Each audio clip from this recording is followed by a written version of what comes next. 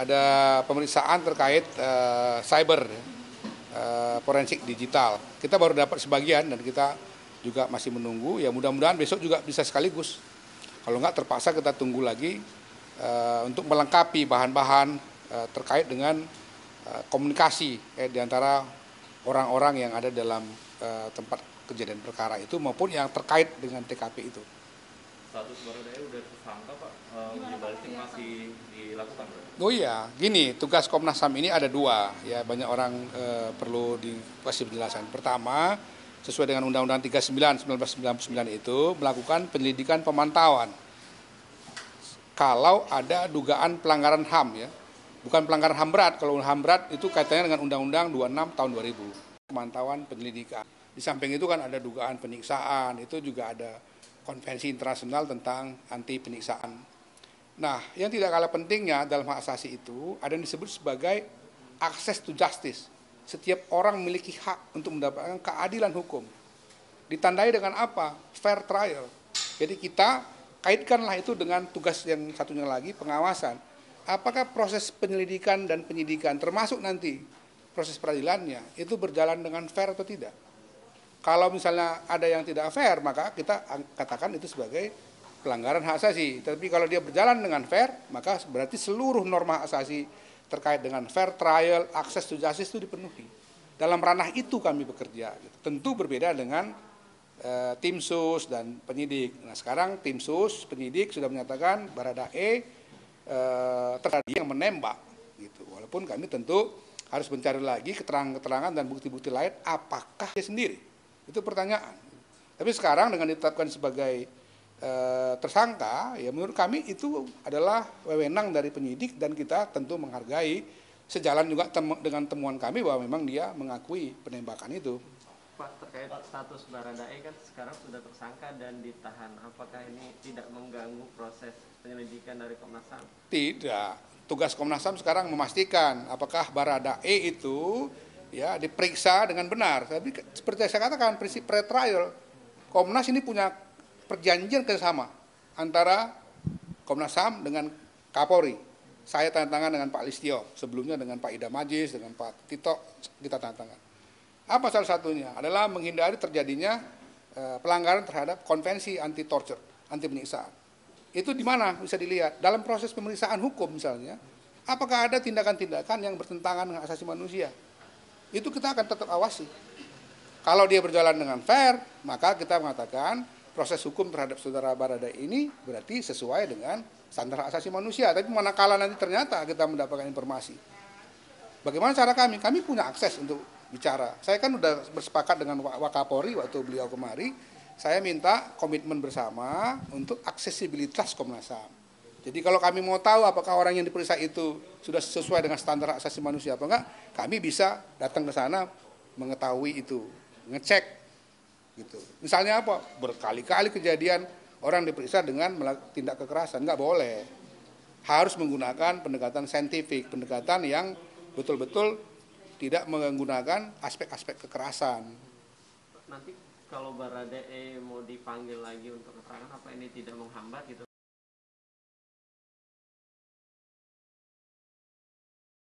Jangan khawatir lah, tiap hari kita juga berhubungan dengan tim sus. Kan kadang-kadang misalnya kita WA, telepon-telepon, termasuk dengan pihak Pak Mahfud, mewakili istana. Itu rutin kita. Kenapa kok Pak Mahfud? Kaitan dengan pengawasan. Kalau ada hal-hal yang kami lihat ini kurang benar di sini kan dalam prosesnya, kan kita bisa minta Pak Mahfud sebagai atasan langsung dari mereka, mewakili Presiden. Tahu kami ada koordinasi yang rutin antara Pak Presiden dengan Pak Mahfud. Pak Mahfud kontak kita. Orang nanya lagi, kenapa kok Komnas berhubungan dengan Pak Mahfud? Loh itu kan mitra kerja sesama lembaga negara. Memang Komnas HAM boleh kerja sendiri kan? Tidak. Komnas HAM ini lembaga negara, Presiden, Kementerian, Kepolisian, TNI itu lembaga negara. Jadi kita koordinasi itu adalah koordinasi antar lembaga negara. Pak, ada rencana untuk menghubungi Presiden juga ya, secara langsung? Pak Presiden kan punya kesibukan banyak, Dek. Jadi cukup dengan Pak Mahfud sementara ini. Tapi kalau nanti di akhir mungkin saja.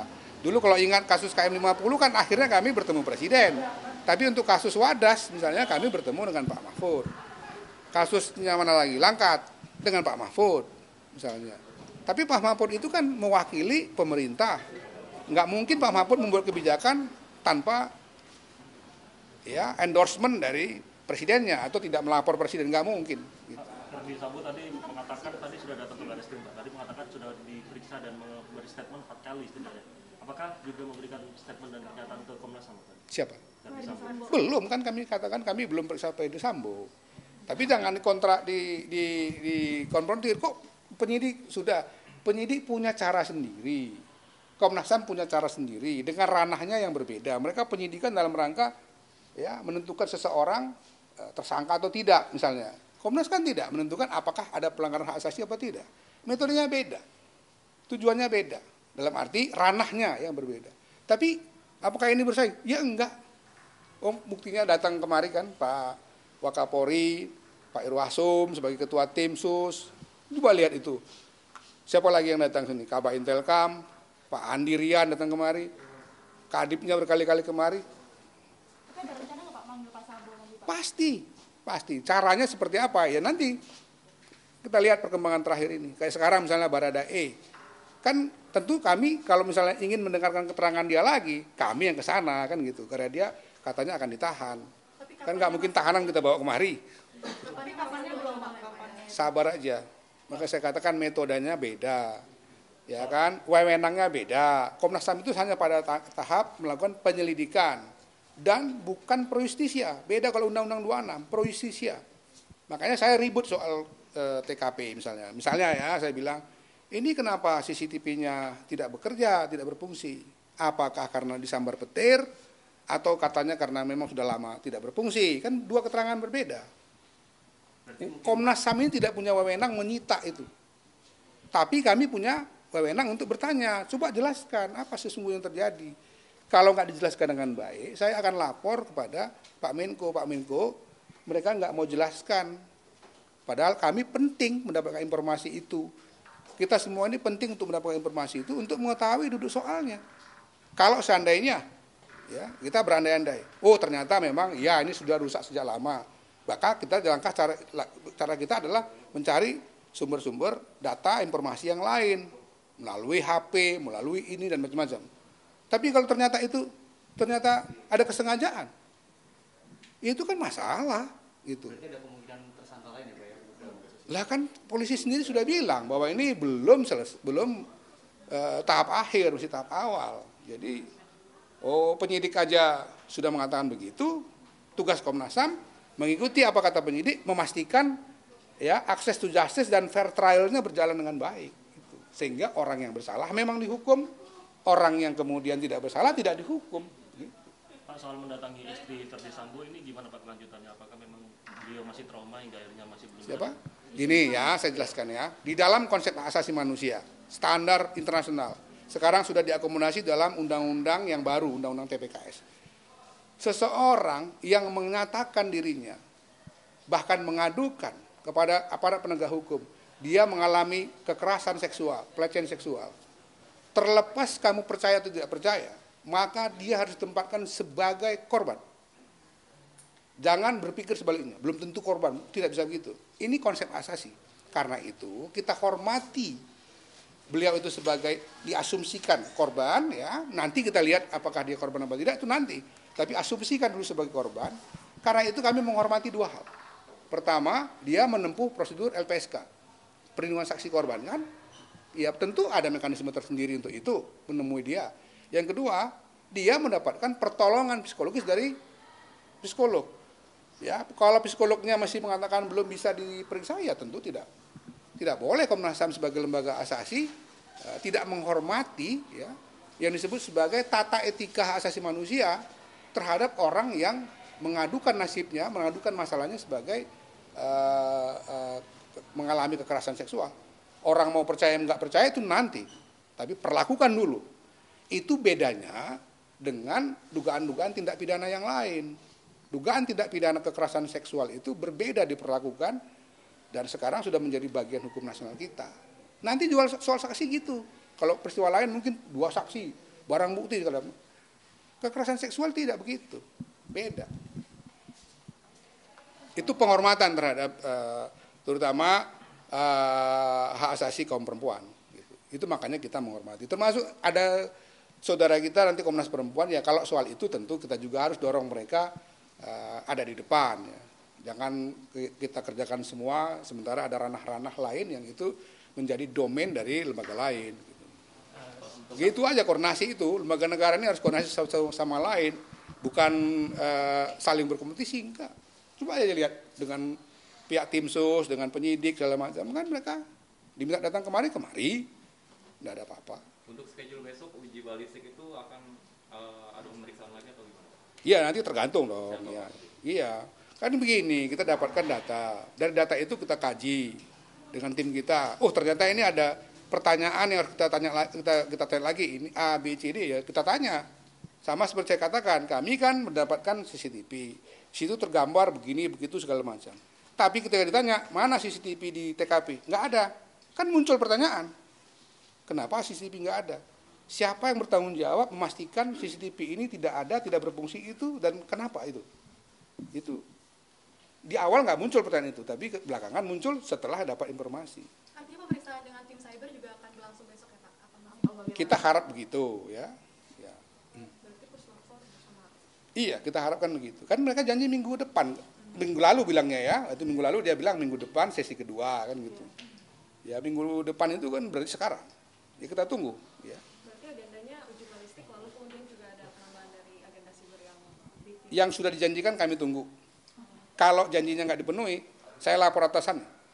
Saya akan bilang anak buahmu tidak komit dengan kesepakatannya. Nggak susah.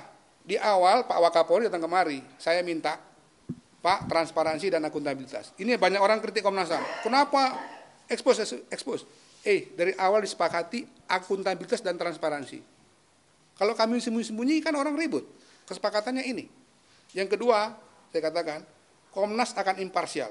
Jadi itu sudah menjawab pertanyaan, kenapa Komnas tidak masuk dalam tim sus? Karena kami imparsial.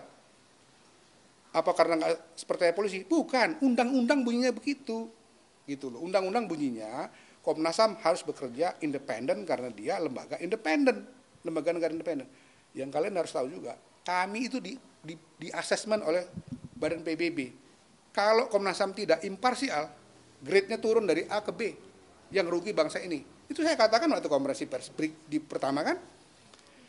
Yang berikutnya saya katakan waktu itu, ya minta supaya aksesibilitas Komnas HAM terhadap apapun yang kami inginkan, data, bahan, informasi, orang yang mau dipanggil dan macam-macam itu dijamin, dipastikan. Kan iya sepakatan itu. Saya bicara, Pak Gatot bicara. Itu komitmen di depan publik semua. Rakyat Indonesia nonton itu, breaking news di beberapa televisi. Sekarang kalau seandainya tiba-tiba ada komitmen itu yang misalnya kurang tepat gitu. Ya saya kan bilang sama atasannya. Ya kan? Dengan cara apa? Ya tentu cara hubungan antar lembaga. Ya nggak nuding-nuding orang sembarangan, tentu kan bisa apakah melalui surat atau melalui menyampaikan kepada atasannya supaya mengingatkan bawahannya gitu. Ya, gampangnya salah satu saya bilang, saya akan sampaikan Pak Mahfud kelihatannya itu ada nggak 17 yang dipakai apa? Brigadir Baradae buat nembak. Masuk sampai senjata-senjata. Sabar dulu. Siapa? Ini ada jenazah yang sedang diperiksa. Ya kan? Semestinya sudah dibuat kesimpulan, tapi kemudian karena ada perbedaan pendapat, apa yang terjadi? Ya kan? Ini kalau kita semua kita nggak percaya. Saya nggak percaya ini, saya nggak percaya ini. Lama-lama kita nggak percaya sama diri sendiri nanti kan? Kalau saya, apapun itu, lembaga-lembaga resmi ini tolong dipercayai, tapi awasi juga kerjanya. Gitu. Nanti dari otopsi ulang itu akan ketahuan, ya lubang peluru berapa ukurannya. Kalau itu berarti dari diuji dengan kaitkan dengan uji balistik, nanti peluru jenis apa, senjata apa, bla bla segala macam. Jadi sekarang ini ada yang bilang ini itu senjata itu biarin aja dulu. Nanti berangkat dari temuan hasil uji saintifik tadi gitu. Pak, hari Senin kemarin kan Pak Anam sempat bilang ada gambar yang memperkuat konstruksi kejadian di Magelang dan berkaitan kan bahwa ada perjalanan dimulai dari Magelang. Sebelum perjalanan itu bagaimana mereka ya di situ misalnya kan ada anniversary dan macam baik-baik semua gitu. Jadi intinya ingin menggambarkan bahwa di Magelang mereka baik-baik aja, nggak ada masalah apa-apa. Kemudian berangkatlah rombongan Ibu PC dengan beberapa ajudan, asisten rumah tangga. Sementara kan kami sudah katakan Pak Sambo itu berangkat dari tempat yang berbeda. Sebelumnya kami katakan tanggal 8, tapi data berikutnya yang kami temukan valid sekali, dari tiket yang kami dapatkan itu tanggal 7 pagi. Tapi yang pasti tidak bersama seperti yang selama ini digambarkan, kan seolah-olah mereka satu rombongan semua. Itu clear. Nah, sampai di rumah pribadi, bukan di rumah dinas, sampai di rumah pribadi, Pak Sambo sudah duluan ada di rumah itu. Pak ajudan itu ke rumah dinas. Dan lebih gitu, Pak Sambo juga keluar. Terjadilah peristiwa itu. Kita nggak bisa menelusuri lebih jauh karena semata-mata sementara ini hanya mengandalkan keterangan orang-orang, Baradae, Ricky, Ibu, kan gitu. Sementara persisnya apa? Apa yang terjadi? Sulit sekarang ini karena katanya CCTV-nya tidak berfungsi. Kurang lebih gitu. Nanti kita telusurin ini. Anniversary Bayangkara itu ya Pak ya? Enggak, pribadi mereka lah sebagai suami istri. Jadi artinya yang dimaksud Pak Anam itu ingin menggambarkan di Magelang itu tidak terlihat ada masalah apa-apa. Mereka rombongan dengan mobil berangkat baik-baik saja, tercover semua dalam CCTV itu, sampai di rumah pribadi pun baik-baik saja, nggak ada kelihatan apa-apa. Mereka kemudian berpindah ke rumah dinas. Di situ baru terjadi. Nah, di rumah dinas katakan CCTV-nya tidak berfungsi. Harus dicari, selain keterangan-keterangan orang ini, selain dicari bukti-bukti lain. Berarti Pak Sambo pulangnya hari Kamis ya Pak ya? Iya, awalnya kan kita